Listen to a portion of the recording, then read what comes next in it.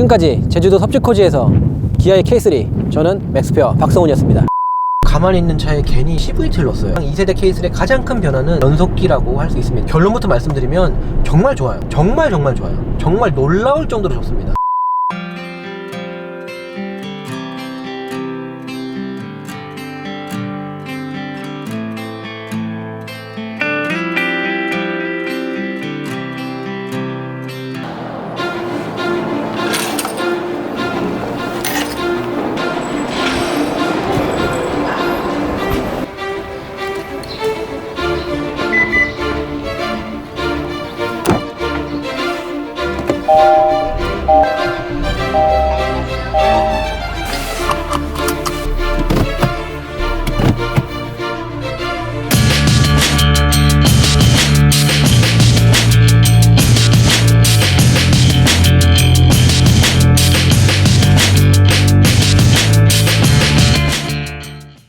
네, 안녕하십니까. 맥스페어 박성원입니다.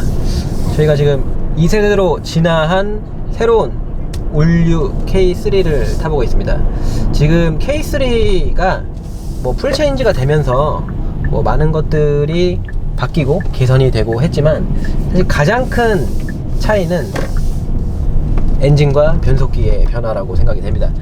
저희가 지금 시승 차량으로 이 K3를 정했던 이유도 지금 여기에 장착된 MPI 엔진과 CVT 무단 변속기가 어떤 느낌을 전해줄지 너무 궁금해서 지금 이 K3 차량을 고르게 됐고요. 뭐 아시겠지만 아반떼하고 K3는 쌍둥이 차량으로서 거의 같은 성능을 보여주고 같은 셰시에 같은 엔진 미션이 장착이 되고 있죠. 그래서 지금 앞으로 정말 많이 팔리게 될 K3와 아반떼 차량인데, 그 두 차량에 장착된 엔진 미션 정말 판도를 뒤집는, 완전히 새로 바뀌었거든요. 어떤 느낌을 줄지 너무너무 궁금해서 이 차량을 시승하게 됐습니다. 우선 차를 딱 타자마자 느껴지는 거는 외부 디자인도 너무 이쁘고, 실내에 대한 완성도나 실내의 소재, 실내의 디자인, 이런 게 너무너무 뛰어나서 이 차 급에 비해서 정말 큰 만족도를 주는 것 같습니다. 타자마자 그냥 실내 디자인이나 소재나 이 질감 같은 게 아반떼급, K3급이라고 하기에는 정말 높은 만족도를 주는 것 같고요. 바로 엔진부터 한번 말씀을 드려볼까요? 지금 이 1.6 엔진이 직분사 엔진에서 MPI 엔진으로 바뀌었다고 합니다. 그게 뭐냐면 원래 이 감마 엔진 1.6 엔진이 처음 나왔을 때 2006년도에 아반떼 HD 차량에 장착이 됐었고요. 그때 출력이 아마 120마력이 조금 안 되나 그랬어요. 근데 그 120마력 정도가 되는 그 아반떼 HD의 그 엔진에 어느 날 직분사라는 기술이 적용이 되면서 이제 저희가 GDI라고 부르죠. 뭐 가솔린 다이렉트 인젝션이라고, 직분사라는 이름으로 그걸 부르게 되는데, 이 직분사 엔진은 엔진의 실린더 내부로 직접 연료를 분사하기 때문에 더 정확한 양으로 분사를 할 수가 있고요. 그러다 보니까 더 완전 연소를 시킬 수 있고요. 더 완전 연소를 시킬 수 있으니까 뭐 압축비도 좀 더 높아지게 되고, 그로 인해서 약간의 소음과 진동은 조금은 발생은 하지만 효율과 출력을 확실히 잡아낼 수 있는 게 바로 GDI 엔진의 장점이라고 할 수 있습니다. 그리고 그 GDI 엔진은 1.6 엔진을 시작으로 뭐 2.0 그리고 2.4, 2.4는 세타 엔진이죠. 2.0하고, 그리고 뭐 3.0 람다, 3.3 람다, 3.8 람다까지 뭐 해서 쭉쭉쭉 현대 기아에 있는 모든 휘발유 엔진을 점령하게 됩니다. 그렇게 된 직분사 엔진은 정말로 높은 출력과 정말 괜찮은 효율까지 두 마리 토끼를 다 잡아낸 듯 보였고요. 세계의 많은 브랜드들이 직분사 기술을 도입을 하려고 했었어요. 예전부터. 사실 직분사라는 기술은 되게 예전에 개발이 된 기술인데, 문제가 압축비가 좀 높아지면서 일반유를 넣었을 때는 노킹이 좀 발생을 하는 문제가 있었고, 현대 기아라는 고급 브랜드가 아닌 이 대중 브랜드, 거기에 소나타나 뭐 K3 아반떼라는 이 대중적인 차에는 고급류 엔진으로 차를 출시가 없었던 현대는 나름 열심히 엔진을 개발해서 일반유 세팅의 GDI 엔진을 선보이게 됩니다. 근데 뭐 아시는 분들은 아시겠지만 지금 현대 기아가 GDI 엔진으로 조금 시끄러운 문제가 좀 많았어요. 근데 이게 뭐 사실로서 명확하게 밝혀져서 뭐 이런 문제는 많지 않았기 때문에 제가 좀 말은 아끼겠고요. 뭐 가장 큰 뭐 GDI 엔진의 단점이라고 하면 흡기 매니폴드 쪽에 카본이 누적되는 문제, 그리고 뭐 피스톤 스커핑이라고 해갖고 뭐 피스톤이 실린더를 좀 긁어먹는 그런 문제, 뭐 여러가지 좀 문제가 좀 있어서 정말 오래오래 차를 타기에는 조금은 부담이 되는 뭐 그런 뭐 구조적인 문제를 좀 가지고 있었습니다. 그래서인지 이번 K3 신형 2세대 엔진에서는 GDI, 그 좋다는 GDI, 출력과 연비를 모두 잡을 수 있는 그 GDI 방식을 버리고 예전에 MPI 방식으로 돌아가게 됩니다. 그 MPI 방식이 뭐냐면, 원래 휘발유 엔진은 이렇게 그 실린더 내부로 그 흡기 쪽에서 공기가 들어오고 폭발을 하고 남은 그 매연이 배기 쪽으로 나가는데, 흡기 쪽으로 이렇게 실린더가 이렇게 들어오면 흡기 마지막 부위에, 즉 실린더로 들어가기 전에 그쪽에다가 흡기 공기에다가 연료를 칙 하고 뿌리게 됩니다. 칙 뿌리면 연료와 공기가 알아서 예쁘게 섞여서 실린더 내부로 섞인 공기가 들어가게 되거든요. 그렇게 되면 이 흡기 쪽에 이 쌓이게 되는 그 카본들을 이 휘발유와 섞여 있는 이 공기가 알아서 씻겨서 들어가기 때문에 이 흡기 쪽에 그 카본 누적 문제를 완전히 해결할 수 있고요. 그리고 압축비가 그렇게 높지 않기 때문에 소음과 진동을 더 잘 잡아낼 수 있는 게 MPI 엔진입니다. 반면에 압축비가 낮아지는 만큼 연비와 출력은 더 높이 이렇게 잡아낼 수는 없어요. 그래서 출력의 모습을 보면 처음에 나왔던 이 감마 1.6 엔진은 뭐 한 120마력 정도를 나타내고 나왔다가 GDI 엔진이 장착되면서 뭐 아반떼 MD죠. 아반떼 MD가 나오면서 자연스럽게 140마력으로 쭉 출력이 오르게 됩니다. 근데 아반떼 MD 시절에 140마력이라는 출력이 얼마나 대단했냐면 당시에 나왔던 경쟁 모델 타사의 SM5에 들어가는 2.0 엔진이 140마력이 나왔어요. 그러니까 현대는 아반떼에 들어가는 엔진이 140마력인데 걔네는 SM3가 아니라 경쟁 모델의 형인 2.0 엔진이 140마력이 나왔으니까 거의 1.6 엔진으로 2.0 엔진의 출력을 뽑을 수 있는 게 직분사 엔진의 장점이었거든요. 그리고 현대 기아의 2.0 뭐 누 엔진이나 뭐 2.0 그런 그 직분사 엔진들, 예를 들면은 i30에 장착됐던, 지금 말고 2세대 i30에 장착됐던 2.0 휘발유 엔진은 177마력인가를 2.0으로 뽑아내는 상당히 세계적으로 봐도 자연흡기 치고는 높은 출력을 뽑아낸 엔진이었거든요. 1.6으로는 140을 뽑고, 그러다가 지금의 K3 와서는 다시 MPI로 돌아가면서 123마력을 내게 됩니다. 123마력이라고 하면 바로 약 13년 전쯤에 아반떼 HD, 즉 이 감마 엔진이 처음 나왔을 때 냈던 출력과 거의 똑같아요. 뭐 토크도 한 15점 얼마? 원래 이 휘발유 엔진들은 배기량에 비례해서 토크가 나오게 되는데요. 통상적으로 1600cc면 16토크가 나오는 게 맞아요. 근데 지금 이거는 15점 얼마니까 그냥 이 출력에 맞는 엔진이 그게 나오는 거고요. GDI 방식이 들어가게 되면 뭐 람다 3.8 같은 경우는 3800이 아니라 거의 40점 몇 토크, 이래서 40토크가 넘는, 그러니까 자기 배기량 대비 약간 높은 토크를 보여주죠. 그게 이제 GDI의 장점이라고 할 수 있는 건데, 지금 이 엔진에서는 이제 출력만 봐서는 지금 감마2라고 부르는데 감마1, 감마 엔진이 처음 나왔을 때 13년 전에 출력으로 돌아간 그런 모양새가 되는 겁니다.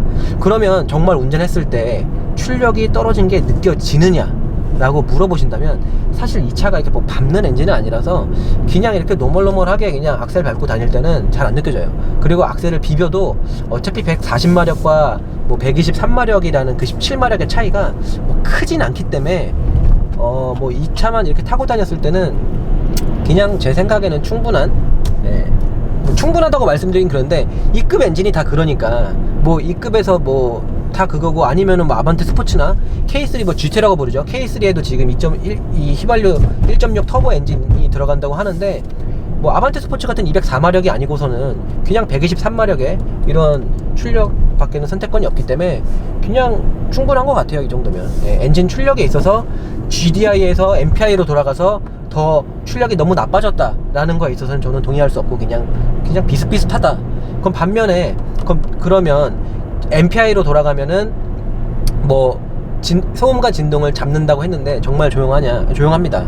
이거는 누구든지 아실 텐데 직분사 엔진은 어쩔 수 없이 약간 시끄럽고, 특히 직분사 터보 엔진들은 밖에서 들으면 살짝 디젤 같은 느낌이 들 정도로 좀 갤갤대는 느낌이 있는데, 다시 예전에 MPI로 오면서 더 조용해지고 더 진동도 없어져서 저는 너무 마음에 들고요. 저는 개인적으로 GDI를 좀 더 좋아하긴 해요. 왜냐면 출력이 더 높으니까.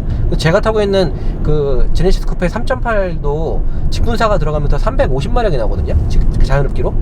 그래서 저는 뭐 그 엔진을 타면서 뭐 GDI 엔진이라서 뭐 불편하다, MPI였으면 좋겠다 이런 거 느낀 적이 없기 때문에 저는 개인적으로는 뭐 GDI 엔진에 대해서 뭐 트러블에 대한 거는 신경을 안 쓰는 편이긴 한데, 지금 적어도 이 K3에서 느껴지는 이 MPI로서의 출력 하락은 거의 몸으로 느껴지지 않습니다.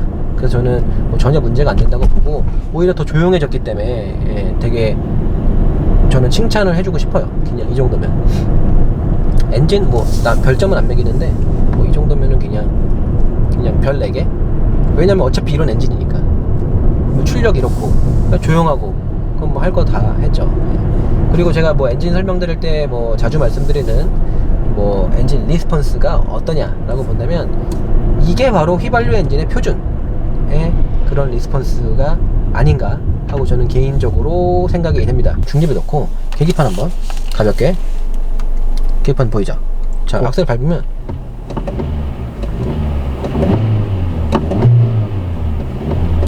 왜 디젤은 이렇게 꿈뜨고 느린데 반응이, 악셀 밟으면 바로바로 반응이 옵니다. 그렇다고 뭐 고성능 엔진처럼 빠르게 RPM에 치솟고 뭐 순간적으로 반응해 주진 않지만, 그냥 딱 휘발유 엔진으로서 보여줄 수 있는 그 정도의 리스폰스를 보여준다고 생각이 됩니다. 오히려 이 상승하는 속도는 그 1.6 그 GDI 터보 엔진들 있잖아요. 아반떼 스포츠나 뭐 코나 1.6 터보, i30 1.6 터보들에 들어가 있는 그 엔진들보다 오히려 상승하는 속도는 조금 더 빠르지 않나 하는 생각이 들고요.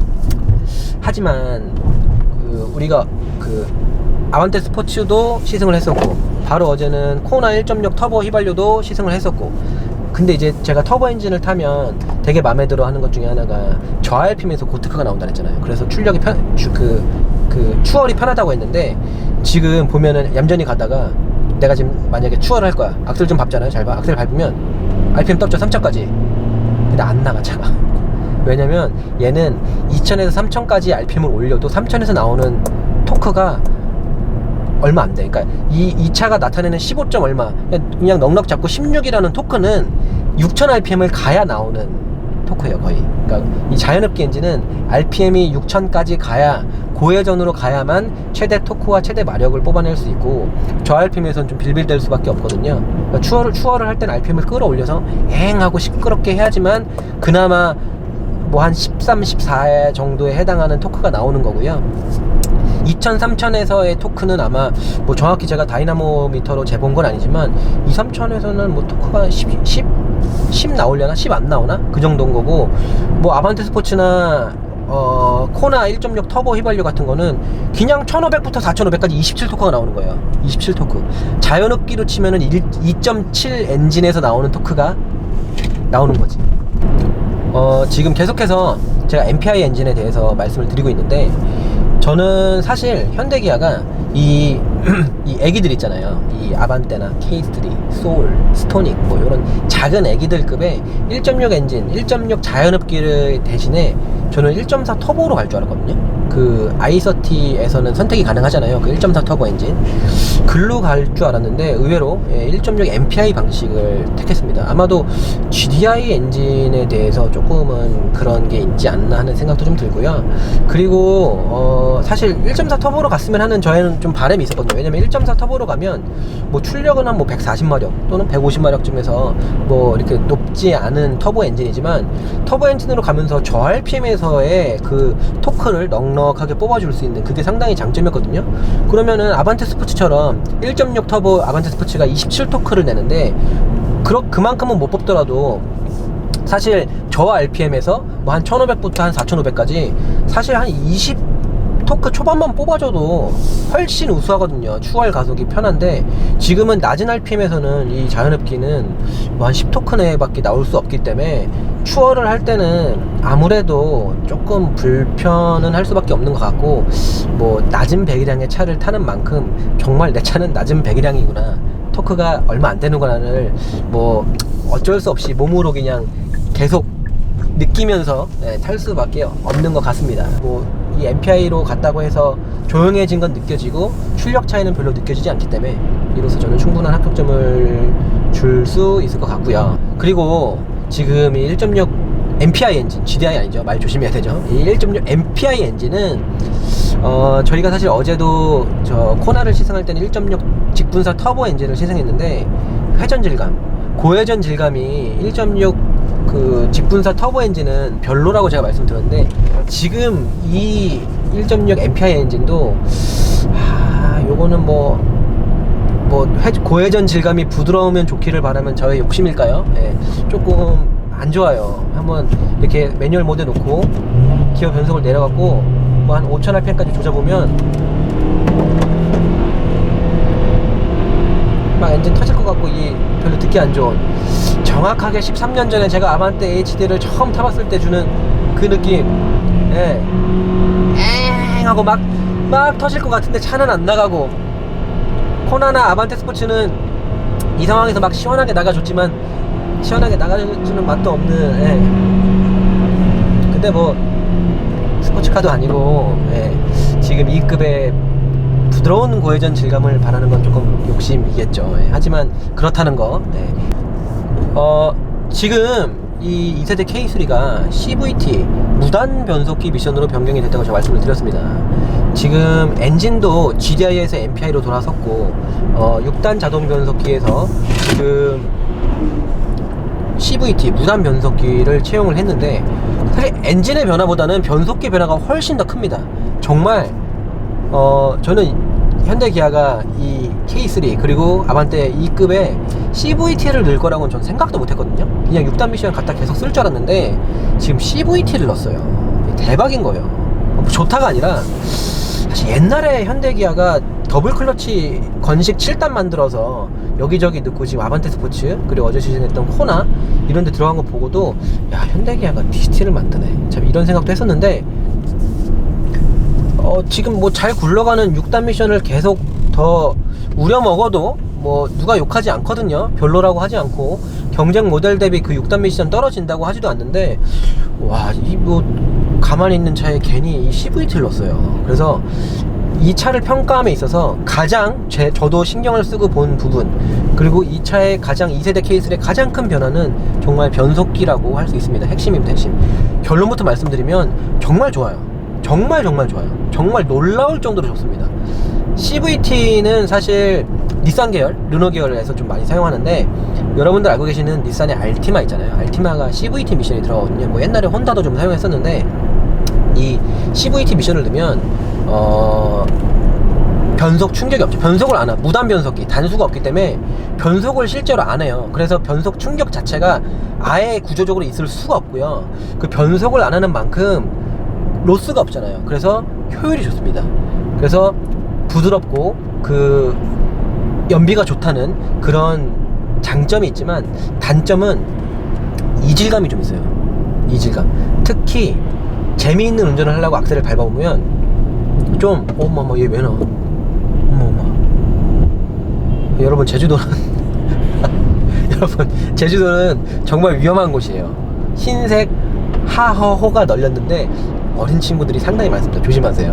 회전 교차로에서 회전하는 차가 우선 이런 거 없어요. 무시됩니다. 아주 무서운 동네. 지금 저 차가 기다리고 있다 내가 오니까 나왔어. 갑자기 잘 기다리다가 내가 오니까 갑자기 나와. 인사하려고 나온 거야. 까꿍이야, 까꿍. 저 변속기 계속 말씀드릴게요.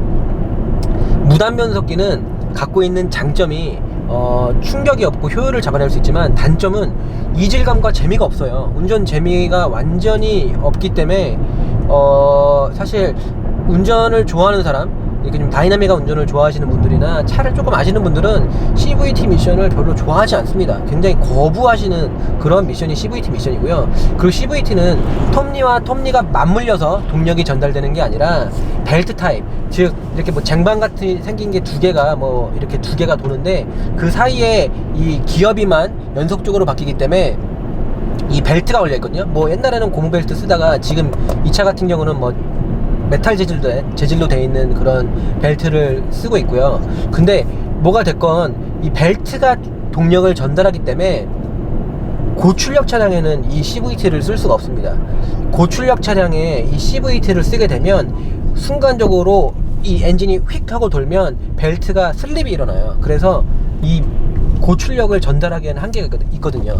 근데 지금 통상적으로 이 CVT 미션을 가장 잘 하고 있다는 닛산 차를 보면 알티마 기본 모델은 2.5L 자연흡기 모델에 이 CVT를 사용하고 있고요. 한 25토크짜리에. 그리고 3.5L 휘발유 엔진에도 이 CVT를 사용하고 있습니다. 현대기아는 이 무단 변속기 CVT 미션에 되게 그 괜찮은 기술력을 확보한 회사가 아닌 걸로 알고 있는데 대박입니다. 정말 완성도 없고요. 제가 이렇게 말씀드린 이유가 뭐냐면 이 CVT 미션이 좀 방식이 두 가지인데 닛산은 RPM이 고정이 돼요. 그러니까 풀악셀을 딱 밟으면 RPM이 하고 고정이 되어 있습니다. 그 상태에서 이 속도계만 계속 올라서 되게 특이한 느낌을 주고 이질감이 좀 있는데,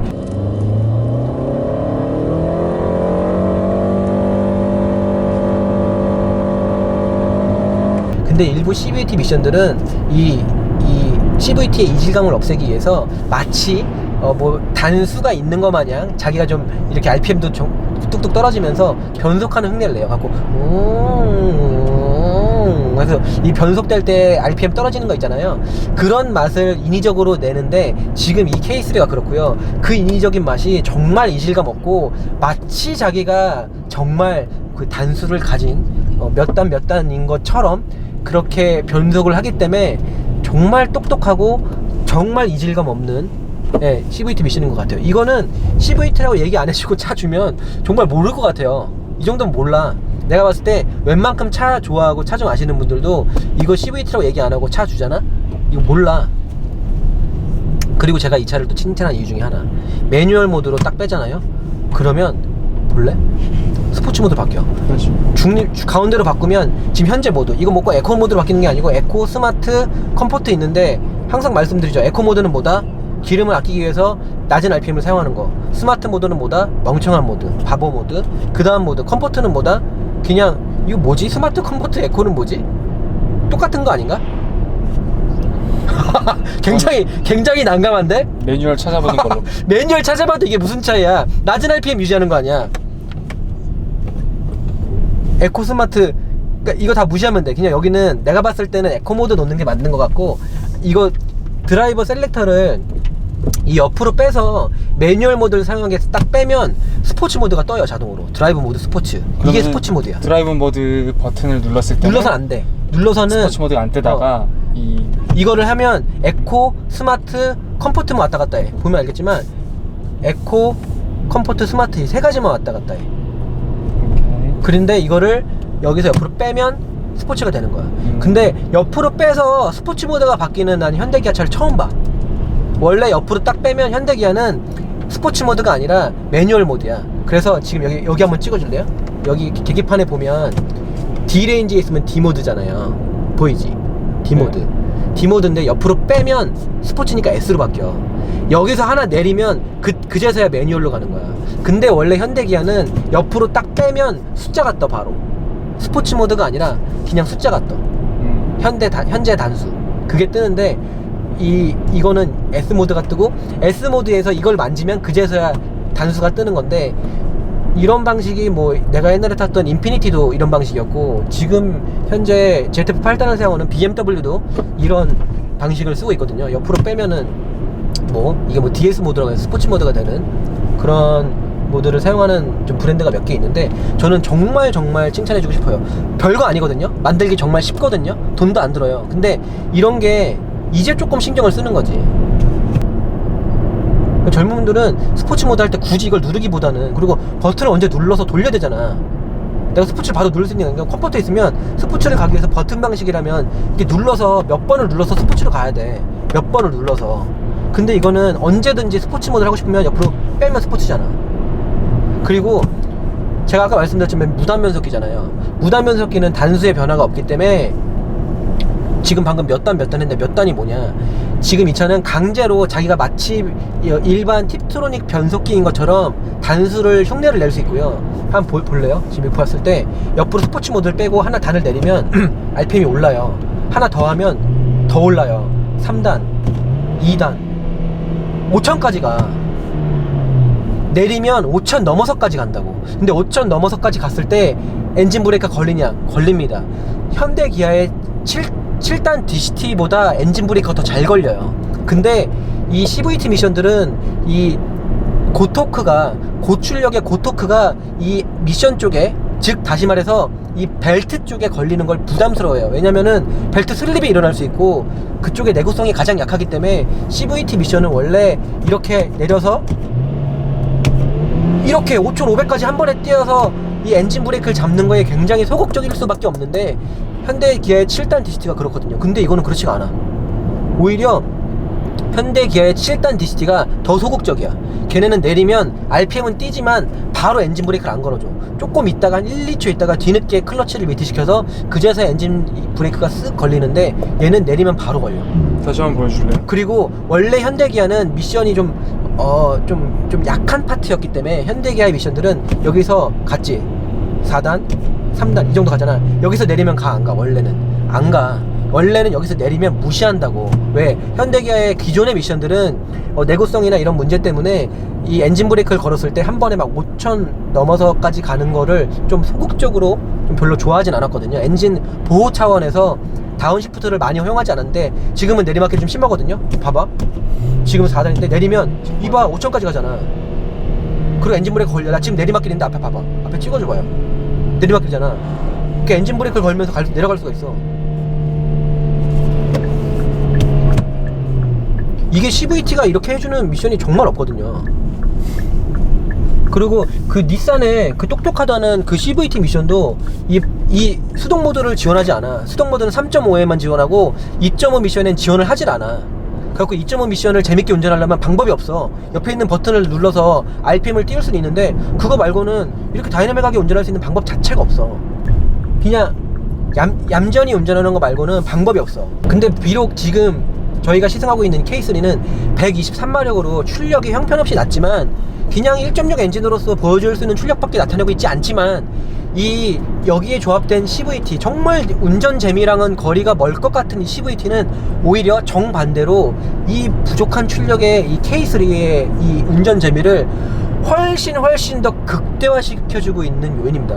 물론 이 CVT가 얼마나 좋은 내구성을 보여줄지는 두고 봐야겠지만, 그리고 이 반응성, 흉내 낸다고 말씀드렸는데 이걸 했을 때 변속이 빠르냐? 빨라. 변속이 아니죠. 정확하게 말해야지. 변속이 아니라 변속하는 흉내를 내는 게 빠르냐? 빨라요. 잘 봐요. 지금 감독님 RPM 찍어봐.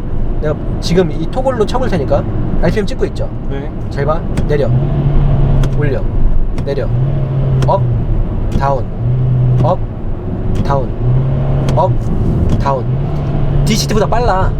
보여? 다운, 업, 업, 다운, 업, 다운. 바로바로잖아. 대박이지. 내가 지금까지 타본 현대기아 차 중에 업시프트랑 다운, 말 조심해야지. 업시프트가 아니지. 정확히는 업시프트 흉내를 내는 모습과 다운시프트를 흉내내는 모습이 정말 빠릅니다. 그리고 이 흉내를 몇 단어로 나눠놨냐, 사실 이 CVT 미션이 흉내내는 그 단수는 자기 맘이거든요. 그냥 프로그램 로직을 뭐 맘만 먹으면 100단도 할 수 있어. 근데 지금 이건 8단으로 해놨어. 8단. 이걸 빼고서 올리면 지금 6단, 7단, 속도를 좀 더 올리면 지금 7단이고요 8단 보이지? 8단으로 흉내를 내놨습니다. 근데 8단으로 흉내를 내는 게 정말 현대 기아의 무슨 8단처럼 정말 잘 움직여요. ZF의 8단과 이 CVT의 흉내내는 가짜 8단과 뭐가 우수하냐고 물어보면 변속 속도만 놓고 보면, 다운시프트 쳐서 엔진 브레이크를 걸어주는 모습만 보면, 운전 재미를 끌어낼 줄 아는 그런 모습만 본다면 거의 똑같아. 근데 이건 CVT잖아. 그럼 뭐가 우수하겠어요? 효율이 우수해. 그러면 이 차에 CVT를 넣어서 효율을 잡았냐? 엔진에서는 반대로 효율을 까먹었습니다. 엔진에서는 GDI가 아니고 MPI로 갔기 때문에 MPI로 가면 GDI보다 연비가 조금은 떨어져요. 근데 다시 연비를 끌어올리기 위해서 이 무단 변속기 CVT를 넣어놨는데, CVT를 넣어서 연비를 얻었냐? 지금 공인연비 자체는 많이 올랐죠. 공인연비 한 10%가 올랐는데, 공인연비는 저희는 지금 15인치 휠을 타고 있는데 15인치 휠을 장착하면 15점 얼마예요. 거의 경차 수준이죠. 그리고 16인치를 달아도 연비가 14점 얼마입니다. 복합 연비가. 그러니까 연비에 있어서는 복합 연비만 봤을 때 정말 높고, 저희가 지금 타면서는 연비가 얼마인지 한번 볼까? 지금 타면서 잠깐만요. 13.4야. 왜 이렇게 올랐지? 아까 10이었는데. 아까 11점 얼마였고, 그냥 대충 타면 13.4야 지금. 연비를 잡았냐? 연비를 잡기 위해서 CVT를 넣었다고 하고, 그리고 출시한 지 얼마 안 됐잖아요. 요즘 차잖아요.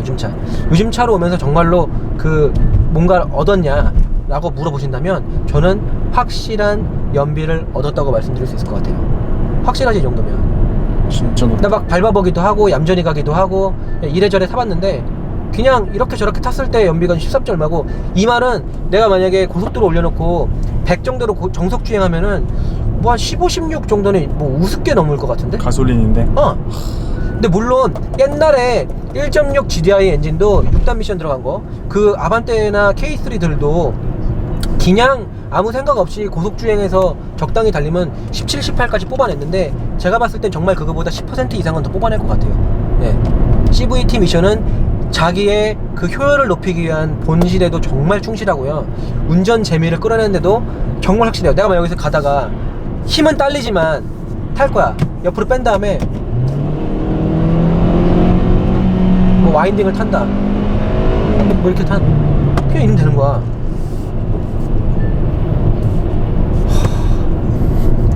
침 나오는데 막. 나 진짜 놀랬어.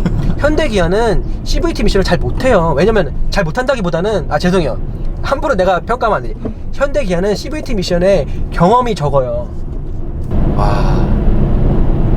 제가 생각했던 현대기아의 CVT는 얼빵하고 막 가감속 하잖아? 가감속을 하면 저희가 알고 있는 6단 미션보다 더 얼빵하고 더 막 슬립 내고 막 어쩔 줄 몰라 하는 게 원래는 CVT인데,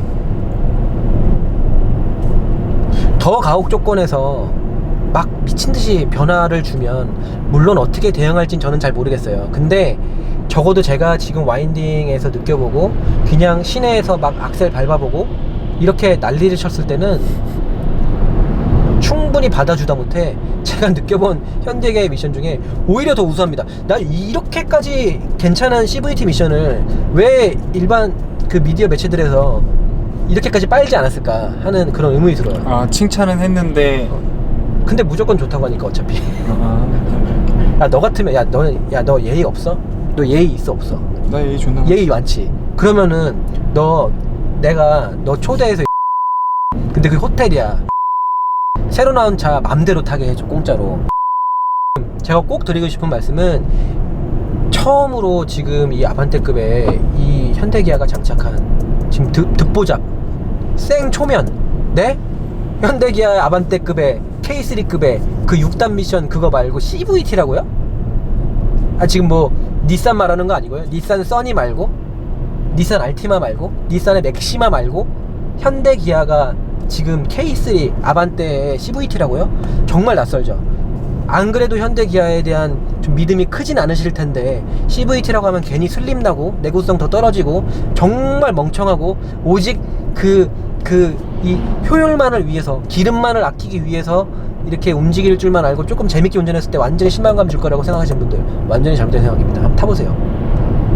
정말 대박입니다. 매뉴얼 모드 다운,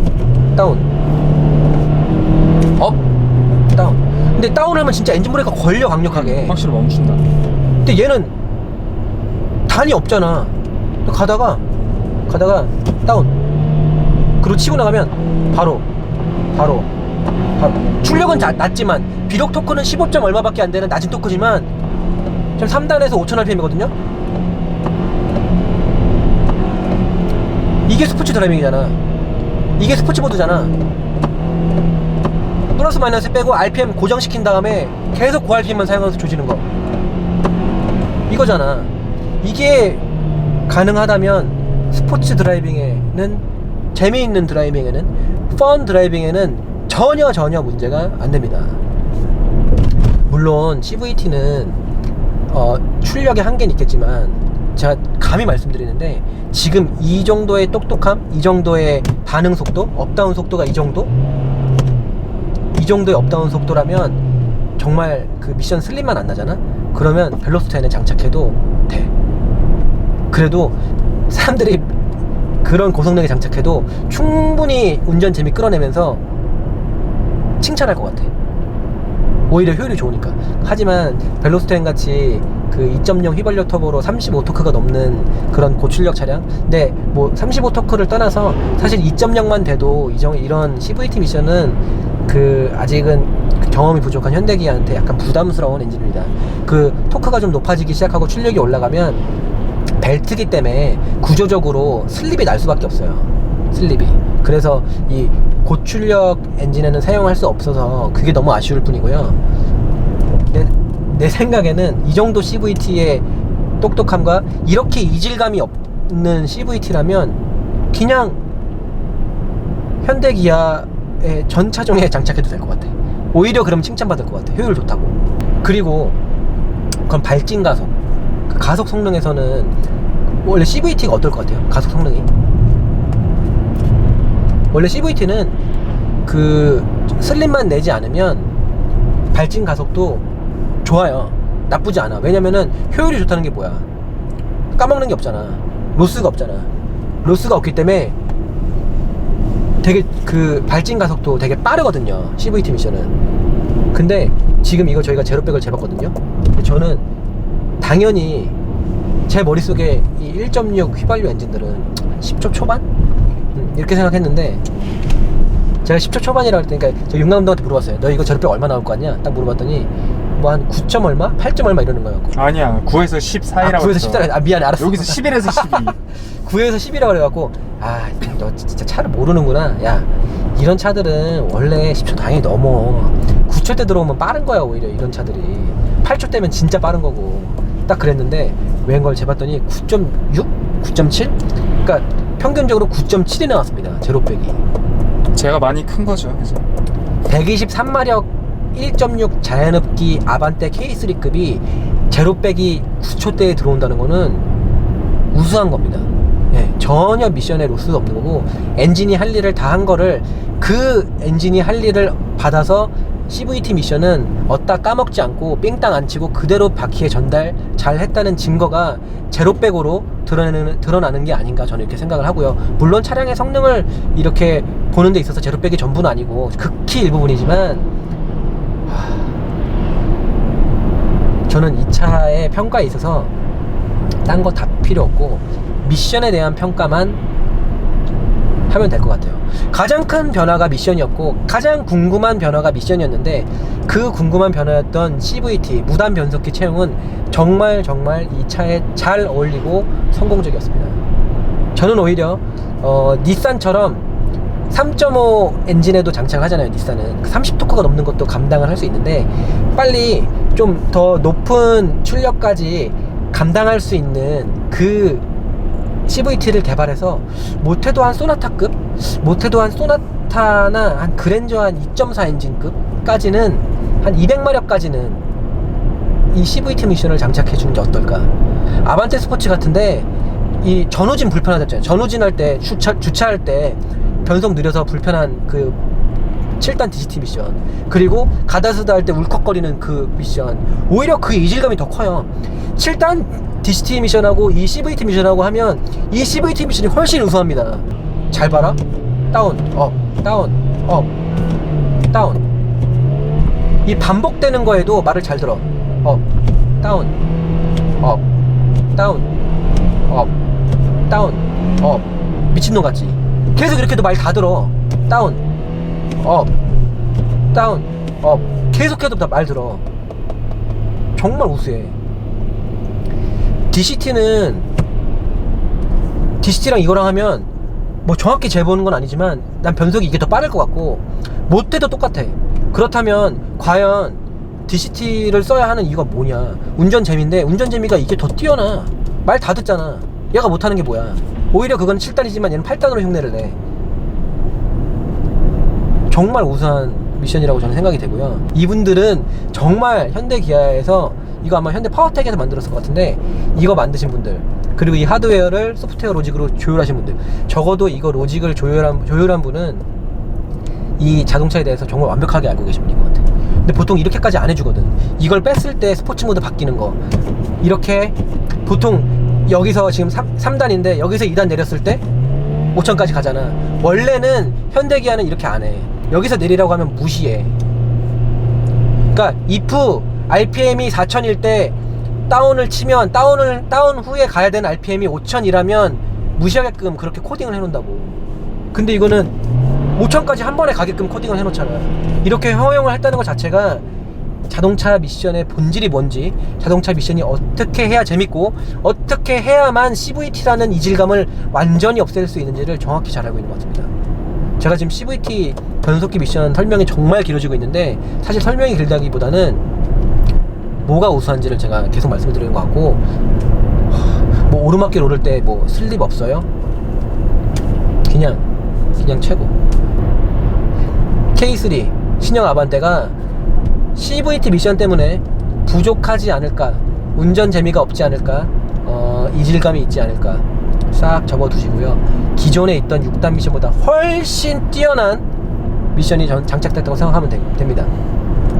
매뉴얼로 나왔을 때 8단이잖아요. 제가 감히 말씀드릴게요. 그냥 현대 기아가 BM에 장착되는 후륜 기반 8단 있잖아요. 그냥 그 8단 미션을 전륜 기반으로 튜닝해서 사다 썼다고 생각해도 됩니다. 예. 보통 소극적인 미션은 5000이 좀 넘어가면은 시프트 업을 시켜버릴 수가 있는데 6500rpm을 탔을 때까지 업을 안 시켜주기 때문에 지금처럼 5000에서 5500으로 조지는 게 가능한 거야. 지금처럼 RPM 한번 찍어봐요. RPM만 지금 6500이잖아 지금이. 6000 언저리에서도 왔다 갔다 할 수가 있어. 매뉴얼에 걸어놓고. 6000이 넘어가야만 변속이 돼. 그러니까 정말 이 차의 출력을 전부 끌어내고 싶으시다면 매뉴얼 모드 넣고 지금 4000이잖아. 여기서 내리면 내려가겠어? 원래 내가 예상했던 모습은 내려가지 않고 소극적으로 미션을 보호하는 모습이지만 지금 4단인데 4단인 척을 하고 있는데 내리면 3단인 척을 하면서 5500까지 가잖아. 회전이 5500 다시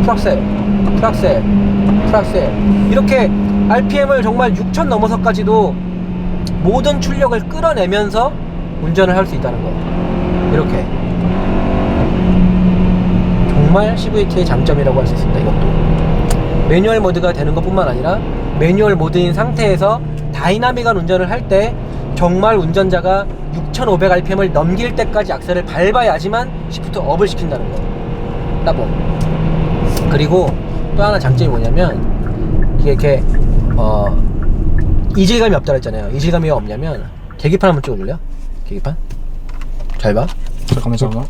지금 D 모드야. 심지어 D 모드에서 에코 모드예요. 여기서 가속을 해볼게요. 악셀 약간 깊이 밟았어요.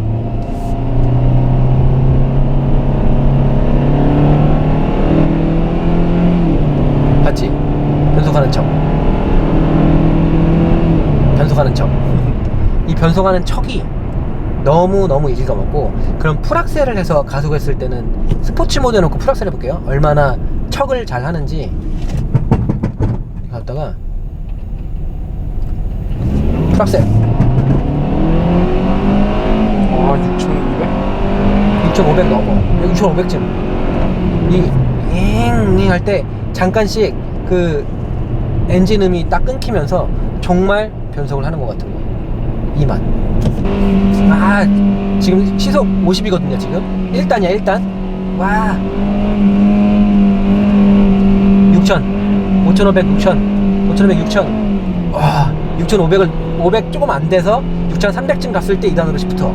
그 전까지는 내가 이 차 힘을 다 쓰는 거죠. 저 지금 그 매뉴얼인 척 하는 거에 걸어놓고 차한테 2단인 척 하라고 해서 RPM 그 변속 안 하고 계속 고 RPM만 유지하거든요.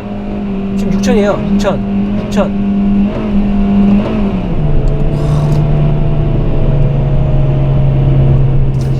안전한 운전 또한 D 모드 해놓고 지금 에코 모드 됐잖아요.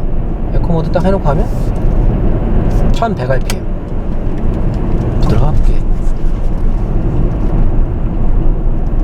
그냥 1100rpm 조용하죠. 그리고 혹시라도 이 미션 같은 경우에, 그러니까 DCT 미션 같은 경우는 오르막길 올라갈 때 가끔 밀릴 때도 있거든요. 아시죠? 지금 DCT, 그 현대기아의 7단 DCT를 타시는 분들이 상당히 많이 계셔서 아실 텐데, 오르막길 올라갈 때 좀 뭐 밀리거나 뭐 주차할 때 불편한 거 있는데, 이거 같은 경우는 제가 일부러 오르막길에서 악셀을 막 밟아봐도 전혀 슬립 없고 되게 좋아요. 네, 전혀 슬립 없고. 그런 미션에 대한 그 어떠한 걱정이나 염려는 하지 않으셔도 될 것 같아요. 제가 지금 찾으려고 단점을 찾아봤는데 거의 이 변속기에는 적이 없어요. 이 변속기에는 거의 단점이 없습니다. 네. 그리고 조금 특이한 거라고 하면 이렇게 가다가 신호 걸릴 때 속도를 줄이잖아요. 브레이크 소리인 줄 알았는데 이렇게 속도를 줄이면 다 줄일 때쯤에 마지막에 한 시속 한 20에서 0으로 떨어질 때 하는 무슨 전기 모터 도는 듯한 그런 소리가 좀 들리거든요. 근데 보니까 약간 변속기에서 나는 소리인 것 같아요. 근데 뭐 많이 불편하거나 뭐 결함이나 그런 건 아니라서 그냥 이 차의 특징이라는 거, 예, 그 정도는 말씀드릴 수 있을 것 같습니다. 지금 K3에 대한 운동 성능에 대한 설명도 어느 정도 드려야 될 것 같아요. 근데 솔직히 저희가 어제 코나 1.6 터보를 타보고 오늘 K3를 시승하고 있는데, 코나를 타보고 타서 그런지 조금 더 그 차이점이 이제 와닿는 것 같습니다. 물론 기본기 자체가 많이 부족하진 않아요. 이제 현대기아의 이 아반떼급, K3급 이런 소형 차종들은 완성도가 많이 좋기 때문에 이제 뭐 옛날만큼 이렇게 까기는, 예, 많이 허둥대거나 뭐 그 정도는 아니라서 제가 뭐 이렇게 막 운동 성능에 대해서 마구 이렇게 악평을 할 그거는 아니거든요. 지금 전륜에는 맥퍼슨, 당연하죠, 맥퍼슨이 들어있고, 뒤에는 멀티링크라고 딱 말씀을 드리고 싶은데, 아쉽게도 뒤에는 토션빔이 들어가 있고요. 뭐라고 CBTA 뭐라고 뭐 이름을 붙여놨더라고요. 그래서 이제 조금 조율을 한 그 토션빔이라고 하는데, 아시겠지만 토션빔이라는 거는 아무리 조율을 해도 괜찮게 해도 좀 토션빔이기 때문에 어쩔 수 없는 약간의 아쉬움이라고 할 수 있습니다. 물론 이 정도 차급, 뭐 코나나 스토닉, 아반떼, K3 이 정도 차급에서는 사실 토션빔을 썼다고 막 마구마구 후드려 패기는 좀 그래요. 왜냐면 차 급이 있기 때문에 토션빔을 쓸 수도 있거든요. 그리고 차량 성격도 있는 거라서 사실 현대기아가 그 아반떼 스포츠에 토션빔을 넣는 건 아니니까, 본격적으로 달리기 위한 차에 토션빔이 들어간 건 아니라서 지금 이 토션빔을 가지고 뭐 이렇게 많이 하기는 좀 그런데 차이는 분명히 느껴질 수밖에 없습니다. 다행인 거는 이렇게 뭐 평소에 평범하게 얌전하게 운전을 했을 때는 뭐 크게 와닿는 부분은 없다는 거는 괜찮은 것 같고요. 그리고 뭐 하지만 이렇게 심하게 잡아 돌리거나 뭐 좌우 슬라럼 테스트를 해보거나 하면 뒤쪽 서스가 토션빔인 거는 금방 와닿는 부분입니다. 앞에가 전륜 서스펜션이 W15하고 맥퍼슨에 있어서 W20이 더 고급차에 들어가는 방식이잖아요. 근데 전륜이 W15이라고 해서 맥퍼슨보다 좋은 점이 확 와닿거나 하진 않아요. 뭐 W15를 넣었다고 해서 딱 타보고 와 이거 W15이군 하고 바로 맞출 수 없어요, 누구도. 근데 토션빔이라는 거는 멀티링크에 비해서 그 차이가 구조적으로 너무 명확하기 때문에 마치 4륜구동을 타면 4륜구동인 거를 금방 알아차리는 것처럼 토션빔을 타면 일부러 이 차를 느껴보기 위해서 핸들을 마구마구 돌렸을 때 금방 토션빔인 걸 알 수는 있습니다. 그래서 뭐 하지만 이 차 성격에는 뭐 크게 그렇진 않기 때문에. 그리고 지금 이렇게 와인딩 모드에서 이렇게 재밌게 성능을 한번 이렇게 끌어내 보면, 타보면 우리가 흔히 생각하는 아반떼 K3 이 정도 급에서의 평범한 정도에서의 수준을 보여주고요. 코너를 공략하려고 한계 코너링 퍼포먼스를 보기 위해서 핸들을 잡아서 코너에 깊숙이 찔러보면 뭐 여지없이 언더스티어가 발생하는 거는 기존의 K3들과 크게 다르지는 않습니다. 네. 그리고 그리고 좌우 롤을 해봤을 때 뭐 이 정도라면은 저는 뭐 문제점이라고 지적할 만한 부분은 없는 것 같고요. 좌우 롤에서도. 그리고 롤뿐만 아니라 회피제동 같은 걸 해봐도 이 정도 움직임이라면 그 회피제동을 딱 해보면 바로 느껴져요. 아, 뒤에 이 토션빔, 망할 토션빔 하고 느껴지긴 하지만 이 차 그걸 놓고 봤을 때 이 정도면은 나쁘진 않아요. 예전에 우리 그랜저 했을 때 특히 회피제동에서 정말 아쉬웠잖아요. 이 핸들링 너무 무디기도 하고 회피제동을 딱 하고 나면은 차선이 옆에 안 가 있고 반만 넘어가 있고 그런 회피제동에서 아쉬움이 정말 컸는데 거기에 비하면 확실히 현대기아는 소형차종 K3나 아반떼 같은 급에서는 확실히 기본기가 중간 정도는 간다고 봐줄 수 있는 것 같아요. 사실 제가 이 차의 운동 성능을 평가에 있어서도 지금 와인딩도 타보고 코너링 해보고 브레이킹 퍼포먼스 다 느껴보고 좌우로 흔들어 보기도 하고 코너링 중에서 횡재값이 놓인 상태에서 브레이크도 밟아보고 다 하는데 딱 느끼고 나서 별로긴 해요. 근데 이거를 마구 이렇게 하긴 힘들게 이 차 이 급과 성격이 있기 때문에 그리고 이제 K3 GT라고 해서 아반떼 스포츠에 또 쌍둥이가 기아에서도 나온다고 하니까 그 차종에는 좀 더 큰 대용량 디스크 브레이크도 들어가고 뭐 좀 더 괜찮은 서스펜션 셋업이 들어가 주니까 그때는 부족한 운동 성능에 있어서 제가 조금 더 이렇게 후드려 깔 수 있겠지만 지금 우리 어머님이나 이모님 그리고 운동 성능에는 크게 관심 없는 123마력짜리 엔진을 장착한 K3라고 바라봤을 때는 저는 이 정도면 운동 성능에서 평범한 합격점 줄 수 있을 것 같아요. 이걸 사는 데 있어서 운동 성능 별로니까 사지마 이런 말까지는 크게 안 나올 것 같고요. 물론 말끝마다 자꾸 아쉬움이 좀 납니다. 그래도 그냥 멀티 넣어주지, 그냥 원가 절감 좀 덜 해주지 하는 아쉬움은 조금 생기는 것 같고요. 그리고 핸들링에 있어서 당연히 뭐 이게 C타입 핸들이 들어가 있잖아요. 근데 코나에 비해서는 확실히 회두성이나 이런 밸런스 잡혀있는 게 조금 떨어져요. 좀 더 쉽게 말씀드리면 이 코나의 핸들링에 비해서 좀 차가 둔합니다. 내가 돌렸을 때 운전자가 느끼는 이 피드백이나 직관적으로 이렇게 코너를 파고드는 그런 것들이 제가 원하는 것만큼 따라주지는 않아서 핸들링도 이 또한 뭐 평범한 점수를 줄 수 있을 것 같은데요. 뭐 별점으로 따지면 뭐 2개 반, 3개. 이 코나 같은 거는 이 밸런스가 좋아서 뒤에 토션빔이 있음에도 불구하고 뒤에 토션빔이 있다는 게 막 느껴지는 와중에 차가 그래도 제가 원하는 대로 잘 따라준다는 그런 장점이 있었거든요. 근데 지금 이 K3는 코나에 비해서는 확실히 조금 마일드하고 조금 안 좋게 말하면 좀 둔한 그런 핸들링 특성을 가지고 있는 것 같습니다. 하지만 예전에 저희가 현대 기아에서 만나봤던 그 부족한 16비트, 32비트의 C타입 MDPS 그 정도는 아니에요. 지금 이 차가 15인치 4계절 타이어를 장착하고 이 정도 핸들링 퍼포먼스를 보여준다고 하면 그래도 저는 예전에 현대기아가 보여줬던 모습에 비해서 좀 많이 발전했다, 중간 정도는 줄 수 있다고 생각하고, 그리고 제가 또 이런 핸들링이나 CMDPS 이런 거에 있어서 하나 말씀드리고 싶은 게 뭐냐면 지금 대부분의 국산차가 일부 고급형 G70이나 스팅어, 일부 뭐 이렇게 스포츠성을 띠는 차를 제외하고는 전부 4계절 타이어를 끼고 심지어는 4계절을 넘어서 에코 타이어를 끼는 경우도 있어요. 꽃무늬 그림 그려진 거. 꽃무늬 그림의 뜻이 뭔지 아시죠?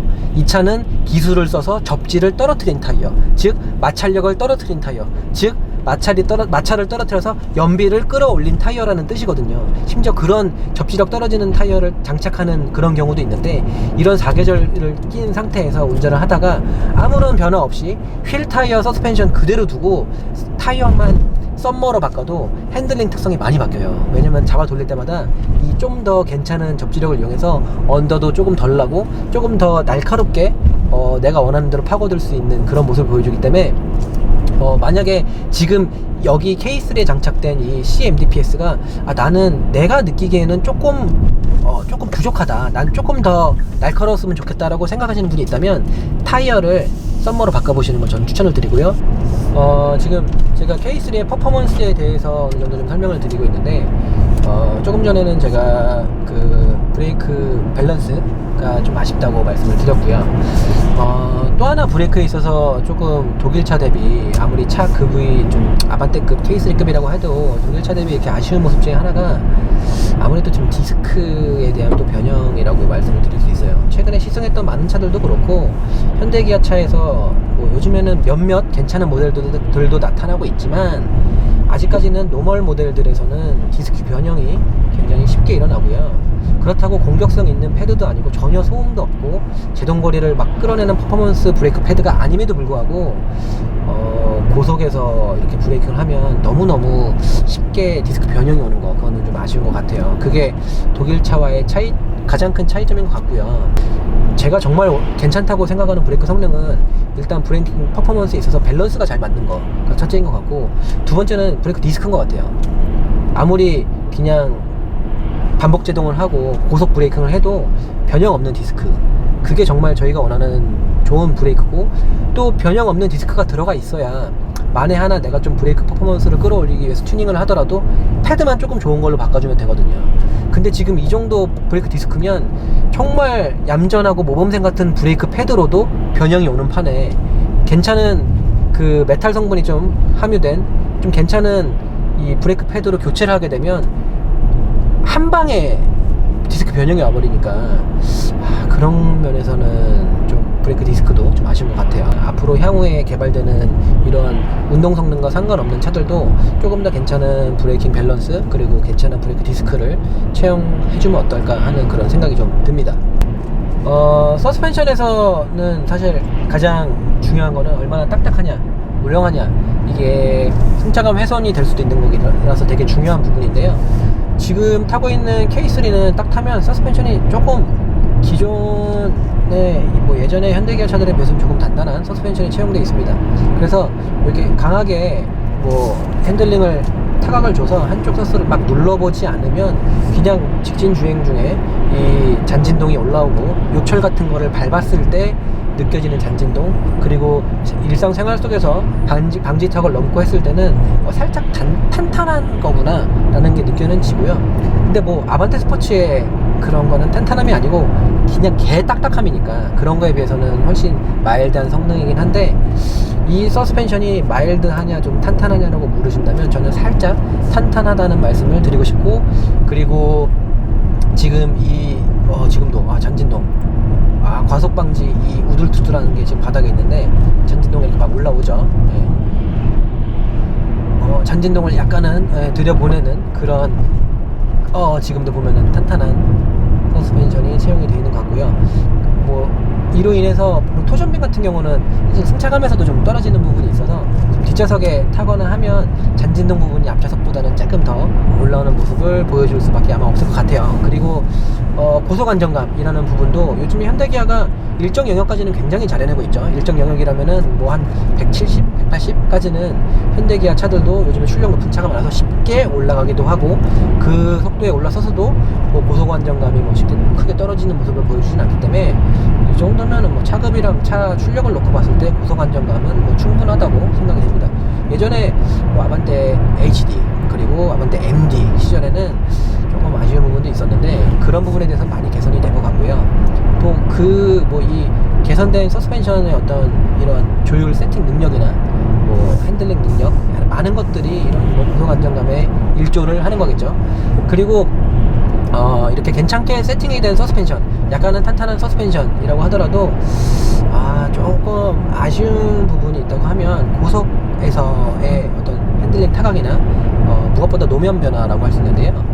이 뭐 고속에서 코너링 하는 거 딱 갔는데 버텨요 하고 야 잘하네, 현대기아 진짜 좋네 했는데 그 상황에 도로에 이음새를 만나거나 이 도로에 안 좋은 노면을 만났을 때는 도면을 갑자기 좀 녹는 그런 경향이 있어서 방금 전처럼 막 이렇게 우둘투둘하고 이런 길 갈 때 있잖아요.